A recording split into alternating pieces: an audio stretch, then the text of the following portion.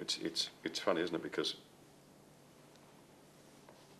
it's incredibly confusing for the layperson who is looking at this as an animal welfare issue and just wants to make sure, meat eaters who just want to make sure that the animal is well looked after during its life, however long or short that may be. And it's very confusing when they see an industry saying, well, to the public, you know, we're trying to phase them out, which infers that I'm not trying to phase out sow stalls. You think I want to make that clear. They are wrong.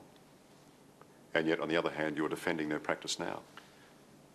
If you don't believe me, believe the science. The science tells us consistently early use of stalls is the best outcome for sows. Later, move them into group housing, that's the best outcome for sows too. That's the industry's position. I understand that there's a lot of people out there watching tonight thinking, well, they don't look great, but I hope that the industry knows what they're doing and that they do this research and they're prepared to go and find out what pig preferences are. But that's the Australian pig industry has spent millions of dollars finding out what pig preferences are. But Animals Australia have spent zero finding out what pig preferences are. Let's not concentrate on Animals Australia. Let's talk about just the animals, Mr. Spencer. You see, sow stalls are good for pigs. Yeah, you say that's the industry position. I mean, that's another porky too, isn't it?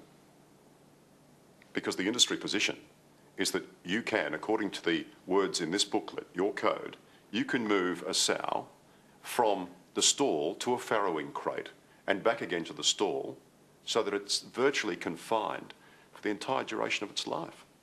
That is a situation we are changing as soon as possible, Liam. I've told you the industry's position we advocate is early use of stalls, later use of group housing. That is the best outcome for the sow. That is where we are moving the industry to. Some pig farmers have already changed. A lot of pig farmers have already changed. When are you changing it? A lot of pig farmers have already changed. Some are in the process of changing. Some are going to need a bit of a push and a bit of help from us to change. When are you changing it? We're changing it now. We're in the process of changing. And when's it going to change? It's changing right now. When will it be in your code? It's in our code. The position that says 6 weeks of sow stalls maximum, group housing thereafter, best possible outcome for sows, scientifically proven. You're talking about the change. Being told. You're talking about the change from 2017. That's the maximum time period that people are allowed to have longer than 6 weeks in sow stalls. 2017. Our aim so the pigs have only got another 8 years to go. Our aim as an industry is to make that happen as soon as possible. Many producers have already done that. How can you put your hand on your heart and say you're really interested in the welfare of the animal? And we are going to look after them, but in 8 years' time. Animal cruelty sickens me. Animal welfare is always a balancing issue. Here we are with an animal confined in a stall. It doesn't look great. Animal doesn't have freedom of movement, but we know scientifically that freedom of movement is not high on the priority of that sow. Protection from aggression is really high on its priorities. Ability to access feed is high on its priorities. We know how to treat that animal at that stage of its life to give it what it really needs. And we know that that changes over time. So sow stalls are the best possible outcome for a sow.